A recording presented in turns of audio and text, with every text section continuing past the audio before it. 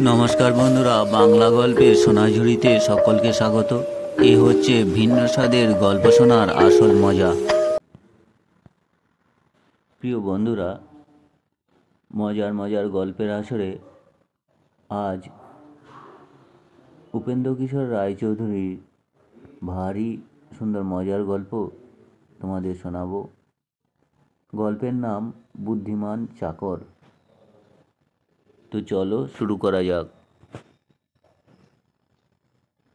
এক কাজী সাহেবের এক চাকর ছিল, তার নাম বুদ্ধু। চাকরটা একে বিদেশি, তাতে বুদ্ধিশুদ্ধির ধার ধারে না, কাজেই কাজী সাহেবের মহা মুশকিল। চাকরটা কায়দা কানুন কিছুই জানে না, বাড়িতে লোক আসলে হা করে তাকিয়ে থাকে। একদিন কাজী সাহেব তাকে দুই ধমক দিয়ে বললেন, ফের যদি এরকম বেয়াদবি করিস, কাউকে সেলাম না করিস, তবে তোকে আমি দেখাবো মজা। সকলকে খাতির করবি আর সেলাম করবি, বুঝেছিস? সেই থেকে রাস্তায় বেরিয়ে যাকে দেখে সকলকেই বুদ্ধু সেলাম করে। ছেলে বুড়ো, মানুষ গরু, কাউকে সে বাদ দেয় না। একবার এক গাধাওয়ালা তার গাধা নিয়ে যাচ্ছে, চাকরটা তাকে সেলাম করলো আর গাধাগুলোকেও খুব খাতির করে বলল সেলাম। তা শুনে গাধাওয়ালা খুব হাসতে লাগলো আর বলল, আরে দূর আহাম্মক, ওদের বুঝি সেলাম করতে হয়? ওদের হেই হেই করে বলতে হয়। বুদ্ধু বেচারা কিছু দূর গিয়ে দেখল একজন শিকারী ফাঁদ পেতে বসে আছে আর অনেকগুলি পাখি সেই ফাঁদের চারধারে ঘুরছে। তাই দেখে সে হেই হেই করে এমনিভাবে চেঁচিয়ে উঠল যে পাখিটাকি সব উড়ে পালালো, আর শিকারি তো চোটে লাল। আর একদিন এক বড়লোকের বাড়িতে কাজী সাহেবের নেমন্তন্ন। বুদ্ধুও সঙ্গে সঙ্গে গিয়েছে। তারা নবাব বংশের লোক, আশ্চর্য তাদের আদব কায়দা।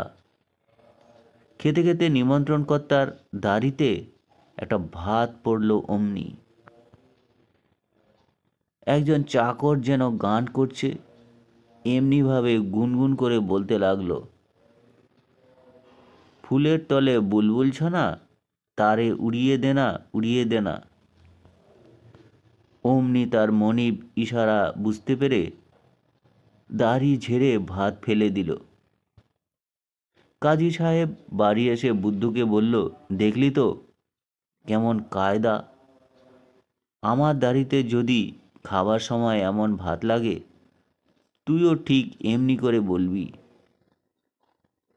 তারপর একদিন কাজী সাহেবের বাড়িতে খুব ভোজ হচ্ছে।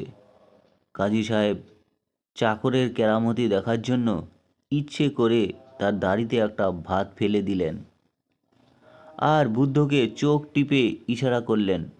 বুদ্ধু অমনি চেঁচিয়ে বলল, সেই যে সেদিন অমুকদাদের বাড়িতে কিসের কথা হচ্ছিল, আপনার দাড়িতে তাই হয়েছে।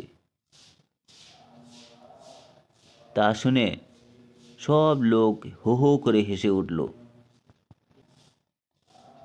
আর একদিন মনিব বললেন, দেখ তুই বড় বিচ্ছিরি ভাত রাঁধিস,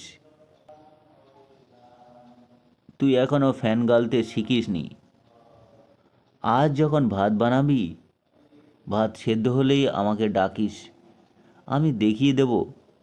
আর আমাকে না দেখিয়ে কিছু করিস না যেন।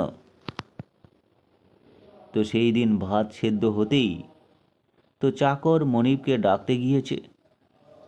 দরজার বাইরে থেকে উঁকি মেরে একটা আঙুল দিয়ে ইশারা করে সে মনিবকে ডাকতে লাগলো। কাজী সাহেব তখন দরজার দিকে পেছন ফিরে কি যেন লিখছিলেন। তিনি এসব কিছুই জানেন না। চাকরটা ঘণ্টাখানেক এই রকম ডেকে তখন সে রেগে চিৎকার করে বলল, আর কতক্ষণ ডাকবো? এদিকে ভাতটা তো সব নষ্ট হয়ে গেল। তখন কাজী সাহেব ফিরে দেখেন চাকর তাকে একটা আঙুল দিয়ে ইশারা করছে, আর ওদিকে সত্যি সত্যি ভাত নষ্ট হয়ে গেছে। একদিন রাতে কাজী সাহেবের বাড়িতে চোর ঢুকেছে। বুদ্ধু খচমচ শব্দ শুনে জিজ্ঞাসা করলো, কে রে? চোরটা গম্ভীরভাবে বলল, কেউ নই। তা শুনে বুদ্ধু আবার নিশ্চিন্ত হয়ে ঘুমোতে লাগলো। সকালে উঠে কাজী সাহেব দেখেন তার সব চুরি হয়ে গিয়েছে। বুদ্ধুকে জিজ্ঞাসা করে যখন রাতের সব শুনলেন, তিনি খুব রেগে গালাগালি করতে লাগলেন। কিন্তু বুদ্ধু তাতে মুখ ভারী বেজার করে বলল, তা কি করব? সে আমায় বারবার করে বললে কেউ নই, কেউ নই। লোকটা তো দেখছি শুধু চোর নয়, বেটা বেজায় মিথ্যাবাদী। একদিন কাজী সাহেব শহরের বাইরে কোথায় যাবেন,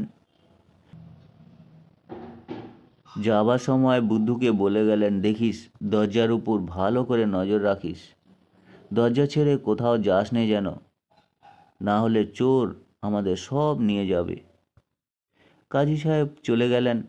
চাকর বেচারা এক লাঠি নিয়ে দরজায় পাহারা দিতে লাগলো। একদিন গেল, দুদিন গেল। তারপর দিন বুদ্ধু শুনল এক জায়গায় ভারী তামাশা দেখানো হচ্ছে।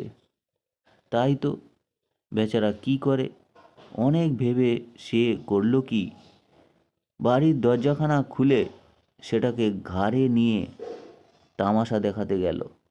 আর এদিকে বাড়িতে চোর ঢুকে যা তা কাণ্ড করে গেল। সে আর কি বলবো।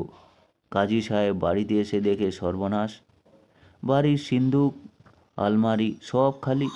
আর ওদিকে বুদ্ধু বসে তামাশা দেখছে আর খুব সাবধানে দরজা পাহারা দিচ্ছে। তো বন্ধুরা, এই ছিল আজকের গল্প। গল্পটি শুনে তোমাদের যদি ভালো লাগে পাশে থাকবে, সাবস্ক্রাইব করবে চ্যানেলটি। সকলে ভালো থাকবে।